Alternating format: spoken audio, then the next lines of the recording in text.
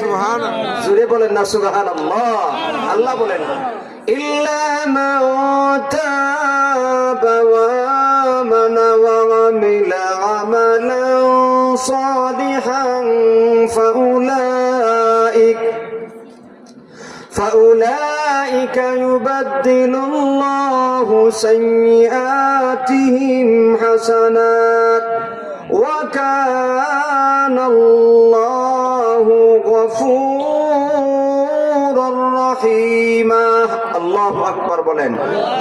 আল্লাহ রাব্বুল আলামিন নবীজির উপরে আয়াত নাযিল করিয়া জানায় দিলেন, ওগো আমার হাবিব ওহশী সহ দুনিয়ার সমস্ত আমার বান্দা বান্দীদেরকে বলিয়া দাও, যারা আল্লাহর সাথে শিরিক করেছে, যারা অন্যায়ভাবে হত্যা করেছে, যারা জিনা ব্যভিচার করেছে, বড় বড় অপরাধগুলি করিয়া নফসের উপর জুলুম করেছে, তাদেরকে বলো তারা যদি অন্যায় থেকে ফিরে এসে আমার কাছে তওবা করিয়া ঈমান আনয়ন করিয়া নেক আমল করে, তো আমি আল্লাহ তাদের তওবা কবুল করিয়া তাদের গুনাহগুলি ক্ষমা করে আমি আল্লাহ তাদের গুনাহগুলিকে নেকির দ্বারা পরিবর্তন করিয়া দেব।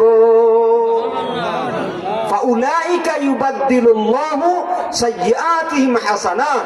আল্লাহ রাব্বুল আলামিন বলেন ইল্লা মান তাবা, যারা এই অপরাধগুলি করার পরে তওবা করবে, ও আমানা এবং ঈমান আনয়ন করবে আল্লাহর উপরে, এরপরে ওয়া আমিলা আমালান সালিহা নেক আমল করবে, ফাউলাইকা ইউবাদদিলুল্লাহু সাইয়্যাতিহিম হাসানাত।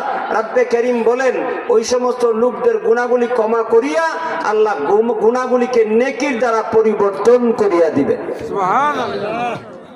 আল্লাহর দয়া মায়া কম না বেশি ভাই?